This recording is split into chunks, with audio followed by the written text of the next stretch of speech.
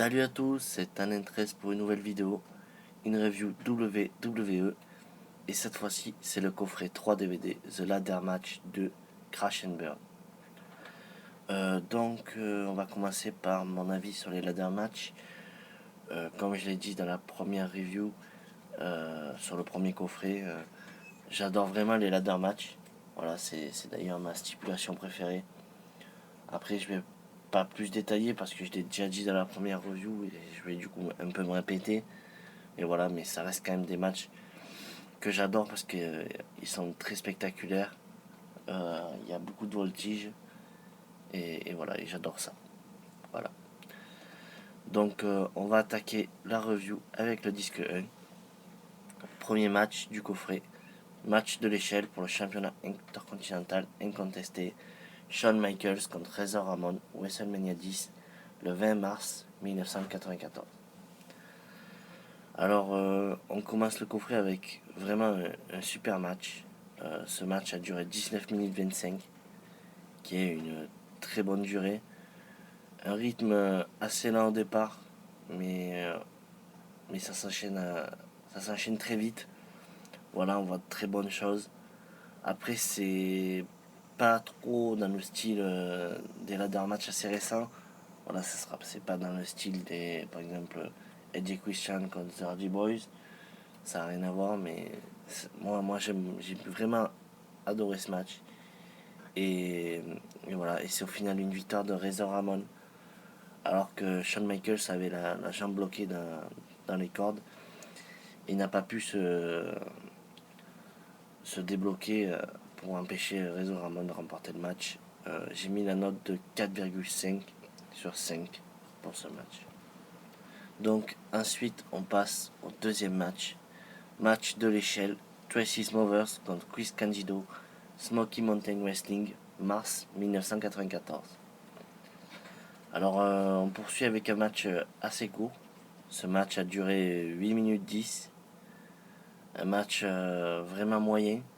C'est pas forcément un mauvais match, mais il n'y a pas un gros rythme dans le match, ni de gros spots. Mais voilà, on va dire que c'est un match moyen.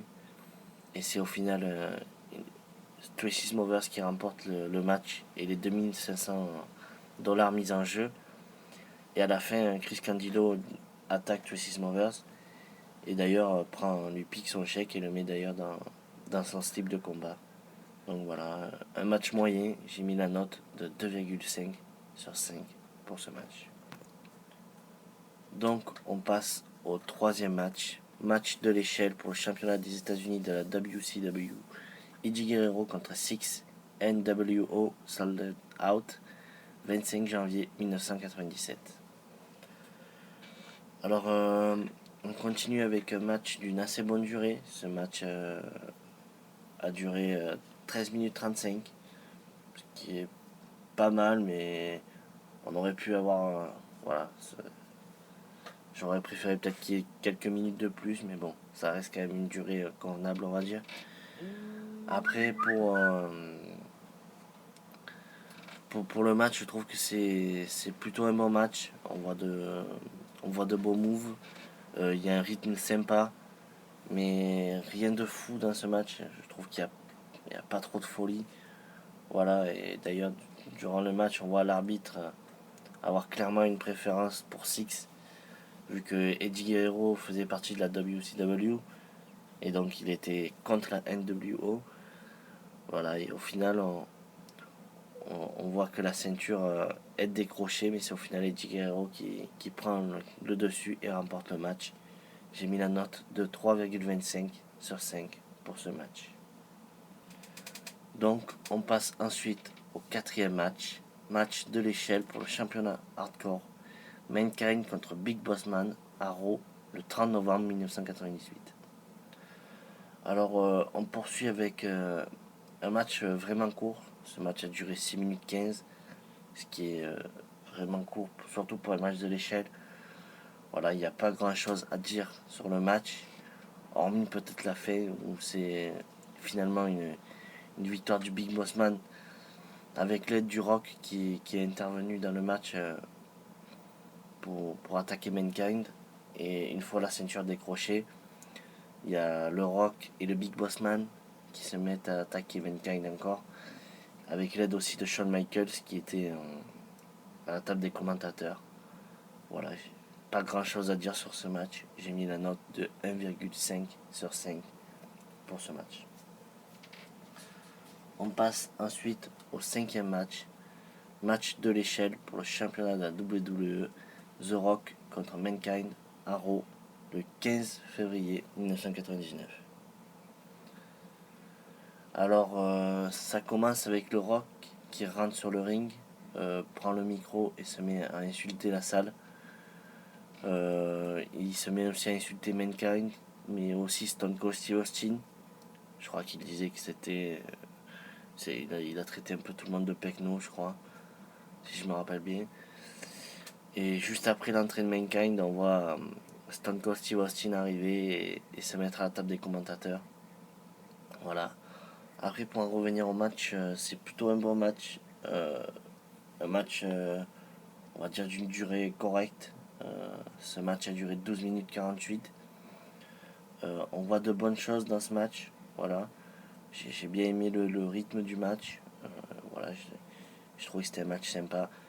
Et c'est au final le Rock qui remporte le match, alors que Paul White, qui est plus connu sous le nom du Big Show, est arrivé sur le ring et a effectué son chokeslam à Mankind alors qu'il était sur l'échelle. Voilà, j'ai trouvé que c'était un bon match. J'ai mis la note de 3,5 sur 5 pour ce match. Ensuite, sixième match. Match handicap de l'échelle pour le contrôle de la WWE. Monsieur McMahon et Shane McMahon contre Stone Cold Steve Austin. King of the Ring le 27 juin 1999. Alors, on continue avec un match d'une bonne durée. Ce match a duré 16 minutes 40, même si il n'y a pas un gros rythme dans le match. Voilà, il n'y a rien d'extraordinaire. J'ai envie de dire heureusement qu'il y a Stone Cold qui, pendant, a clairement dominé le début de match. Voilà, il a d'ailleurs fait écrouler une construction d'échelle sur les McMahon. Voilà, après dans l'ensemble je dirais que c'est un bon match, mais voilà, rien d'extraordinaire. Et c'est au final une victoire des McMahon, mais à chaque fois que Stone Cold montait sur l'échelle, la mallette remontait. C'est ce qui l'empêchait de gagner le match. Voilà, et ça c'est vrai que c'était assez surprenant et assez sympa. Donc voilà, j'ai mis la note de 3,25 sur 5 pour ce match. Ensuite, septième match, match de l'échelle, les 3 Count contre les Young Dragons, New Blood Rising le 13 août 2000.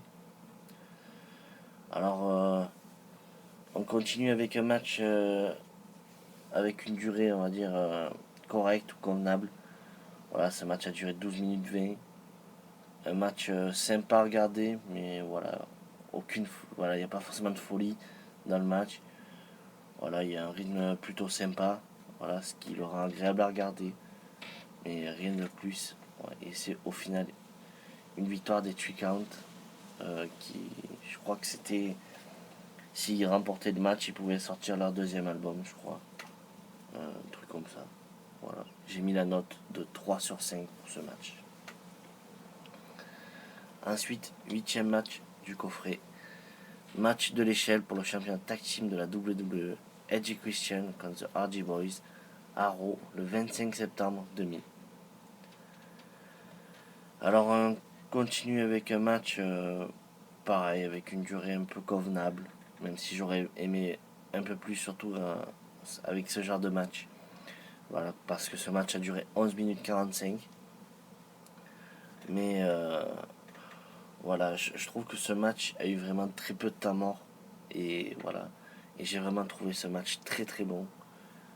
Mais j'ai trouvé clairement en dessous de certains matchs, notamment disponibles dans le premier coffret. Mais ça reste un très bon match, avec de grosses prises de risque. Pour une victoire finale des Hardy Boys, j'ai mis la note de 3,75 sur 5 pour ce match que j'ai trouvé très bon. Donc voilà. On poursuit avec le disque 2. Maintenant, neuvième match. Match de l'échelle pour l'unification des championnats intercontinental et européens. Rob Van Dam contre Jeff Hardy à Raw le 22 juillet 2002.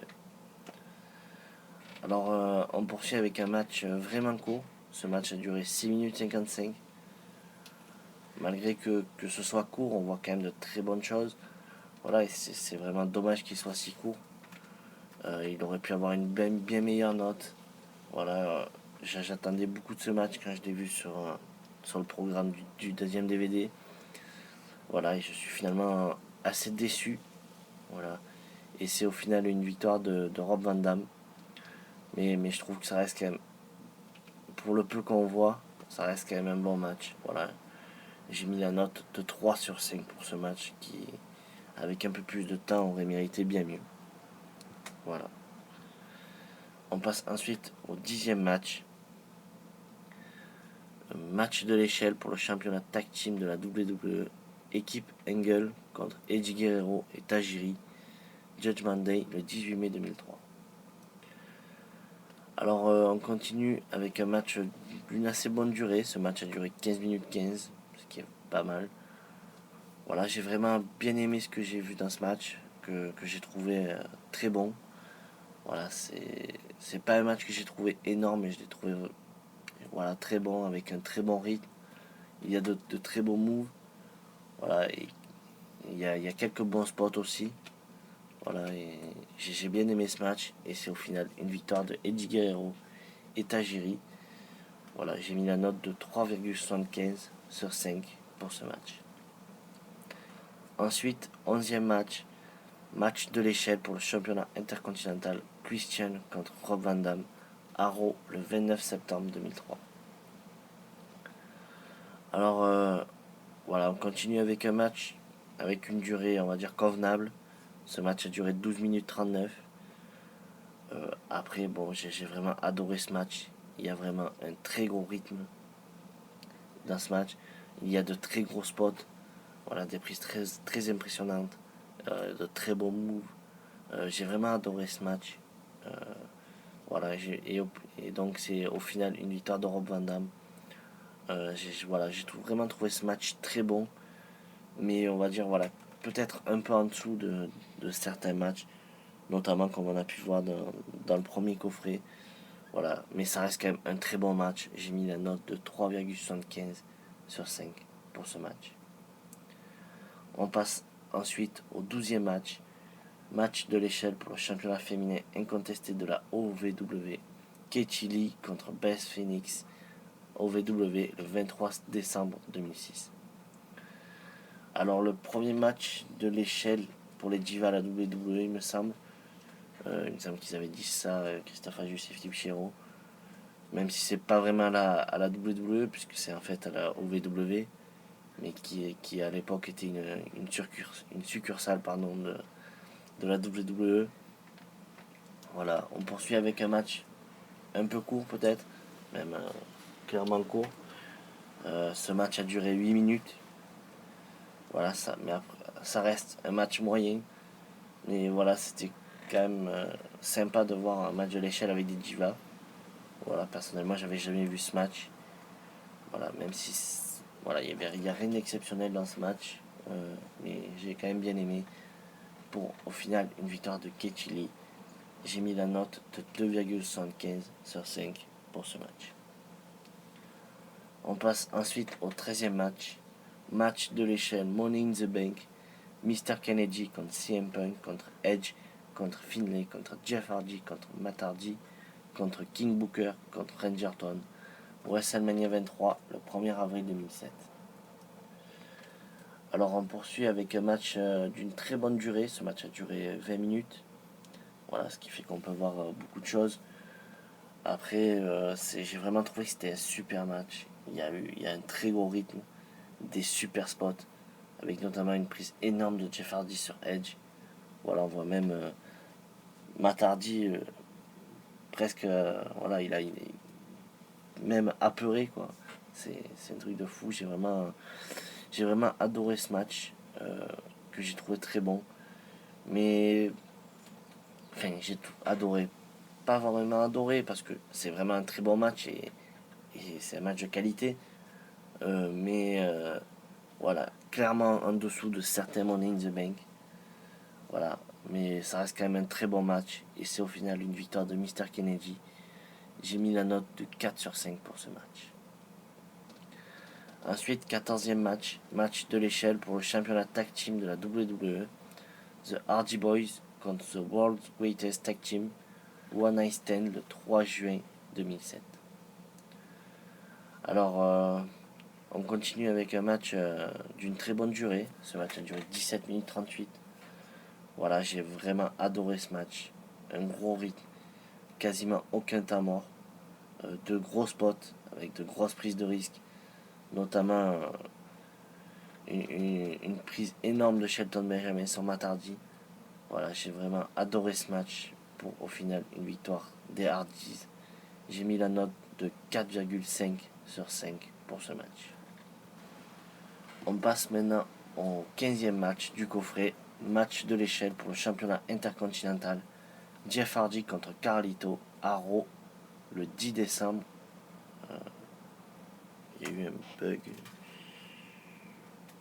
Ouais, j'ai bugué sur la date, donc j'ai pas vraiment la date exacte. Donc voilà, désolé. Hop, voilà, donc on continue avec un match peut-être un tout petit peu court. Ce match a duré 9 minutes 42. Voilà, j'aurais peut-être aimé qu'il y ait quelques minutes de plus, mais bon. Après c'est à Raw, donc je sais plus si ce match a été coupé avec une pub. Voilà, après j'ai trouvé que c'était vraiment un très bon match. On voit d'ailleurs un Carlito vraiment étonnant dans ce match. Après j'ai vraiment bien aimé le rythme du match. Il y a de très bons spots. Voilà, j'ai vraiment bien aimé ce match. Et c'est au final une victoire de Jeff Hardy. Voilà, j'ai vraiment bien aimé ce match. J'ai mis la note de 3,75 sur 5. Et c'était le 10 décembre 2007, la date. Voilà. Donc on poursuit avec le disque 3. Maintenant, 16e match. Match Chelsea pour le champion du monde poids lourd. Undertaker contre Edge. One Night Stand le 1er juin 2008. Alors, on commence le 3e DVD avec vraiment un super match. Ce match a duré 20 minutes 40, qui est une très bonne durée. J'ai vraiment adoré ce match.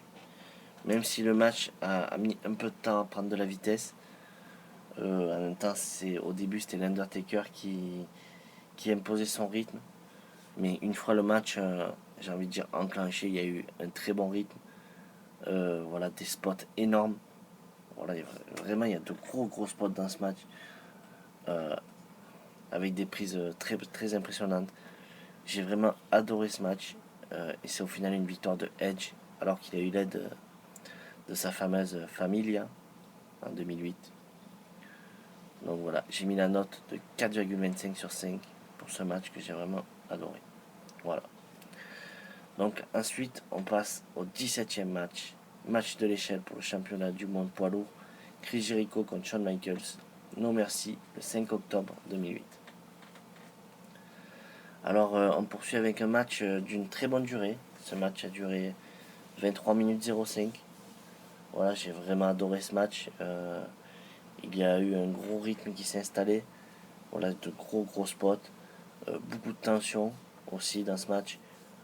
Au vu de leur grosse rivalité qu'ils ont eu en 2008. Que j'avais perso vraiment adoré. Voilà, j'ai vraiment adoré ce match. Et c'est au final, la ceinture est décrochée. Les deux catcheurs tiennent un bout de la ceinture. Et voilà, c'est finalement Jericho qui prend le dessus et qui l'emporte. J'ai mis la note de 4,5 sur 5 pour ce match. On passe ensuite au 18e match. Match de l'échelle Money in the Bank. CM Punk contre Kane, contre Mark Henry, contre MVP, contre Shelton Benjamin, contre Kofi Kingston, contre Finlay, contre Christian. WrestleMania 25, le 5 avril 2009. Alors, on continue avec un match d'une durée correcte, mais peut-être un peu court pour un Money in the Bank. Voilà, ce match a duré 15 minutes 20. Dans l'ensemble, j'ai trouvé que c'était un bon match, mais je trouve que c'est pour un Money in the Bank, attention, pour un Money in the Bank, j'ai trouvé ça quand même assez faible. Voilà, alors soyons d'accord, ça reste quand même un très bon match, mais voilà, dans l'ensemble, je suis assez déçu. En plus des Finlay, Kane, Mark Henry, j'aime pas trop voir ce genre de catcheur là pour des Money in the Bank. Voilà, je préfère avoir par contre des CM Punk, Shelton Benjamin, Kofi. D'ailleurs, on a vu de très très bons moves de leur part. Voilà, on va dire que c'est un peu eux qui relèvent le match à mes yeux. Voilà, et c'est au final une victoire de CM Punk pour la deuxième année de suite. Voilà, j'ai trouvé que c'était un très bon match, mais assez faible pour un Money in the Bank. J'ai mis la note de 3,75 sur 5 pour ce match. Donc, on passe maintenant au 19e match. Match de l'échelle Money in the Bank. The Miz contre Randy Orton, contre Chris Jericho, contre Evan Bourne, contre Ted DiBiase, contre John Morrison, contre Edge, contre Mark Henry. Money in the Bank le 18 juillet 2010. Alors, on poursuit avec un match d'une assez bonne durée. Ce match a duré 18 minutes 57. Voilà, j'ai vraiment adoré ce match. Ça allait très vite. Il y a eu beaucoup de rythme. Il y a eu de gros spots, notamment tout le monde s'est mis à éliminer Mark Henry. Voilà, il a pris une code breaker, je crois, il a pris un spear, plus un ou deux autres prises de finition. Voilà, je me souviens du spear et du code breaker. Et voilà, j'ai vraiment adoré ce match, avec notamment un Randy Orton en feu. Voilà, j'ai vraiment adoré ce match. Et c'est au final une victoire du Miz qui, après le match, nous fait un long speech nous disant que son temps est arrivé. Voilà. J'ai quand même trouvé que ce match était très très bon. J'ai mis la note de 4,5 sur 5 pour ce match que j'ai vraiment adoré. Ensuite, 20e match. Match de l'échelle pour déterminer l'aspirant numéro 1 au championnat de la WWE, John Morrison contre Sheamus, Chelsea, le 19 décembre 2010. Alors, on poursuit avec un match d'une très bonne durée. Ce match a duré 19 minutes 45. Là aussi, encore un très bon match que j'ai vraiment adoré. Un rythme qui va à 3000 à l'heure, de très gros spots et un John Morrison vraiment exceptionnel dans ce match. Euh, et je pense que, quand moi personnellement, en tout cas, je vois des matchs de Morrison où il est aussi bon, voilà, moi je le regrette énormément. J'adorais ce catcher et voilà. Et voilà, parce que je pense que même la WWE peut regretter son départ parce que c'était vraiment un très très bon catcheur et qui, pour ma part, je trouve, a pas été très bien utilisé la WWE. Voilà, et c'est au final John Morrison qui remporte le match. Et j'ai mis la note de 4,5 sur 5 pour ce match. Ensuite, dernier match du coffret. Match de l'échelle pour le championnat intercontinental. Christian contre Alberto Del Rio. Extreme Rules le 1er mai 2011. Alors pour terminer le coffret, on poursuit avec un match d'une très bonne durée. Ce match a duré 21 minutes 30. Voilà, comme les deux matchs précédents, j'ai vraiment adoré ce match. Pour ma part, c'est le meilleur du coffret. Voilà, on voit des prises de fou. D'ailleurs, un Del Rio qui subit une grosse chute à l'extérieur où il tombe sur une échelle. Voilà, un Brodus Clay qui est venu aider Alberto Del Rio et qui finit par littéralement pisser le sang.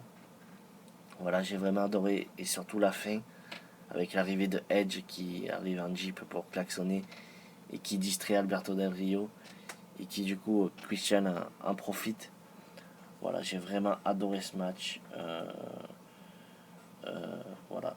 Euh, c'est finalement Christian qui remporte le match. Alors je dirais pas un match 5 étoiles car on va dire qu'il m'a manqué peut-être un petit quelque chose. Mais ça reste un gros match que j'ai vraiment adoré. J'ai mis la note de 4,75 sur 5 pour ce match. Donc mon impression sur ce coffret. Alors je trouve que le coffret numéro 2 est clairement en dessous du premier. Mais je pense que ça reste quand même un très bon coffret, avec de très bons matchs. Même si pour moi, à mes yeux, il n'y a pas de match 5 étoiles.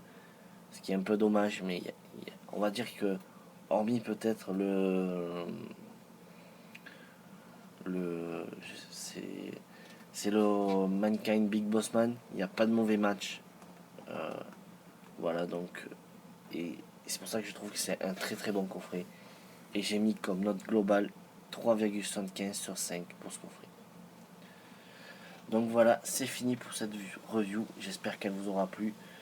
Ma prochaine review sera sûrement Rangerton The Evolution of a Predator, que je suis en train de regarder là. Mais n'hésitez pas à me dire dans les commentaires si vous voulez des reviews spéciales, que ce soit des pay-per-view ou des coffrets. Voilà. Concernant ma vidéo pronostic pour SummerSlam, je pense qu'elle sortira sûrement samedi, parce que demain je serai sûrement pas là, enfin je serai sûrement pas chez moi, donc je ne pourrai pas la faire vendredi. Donc voilà, je pense qu'elle sortira samedi. Et voilà. Et moi je vous dis à la prochaine pour une nouvelle vidéo. Ciao tout le monde.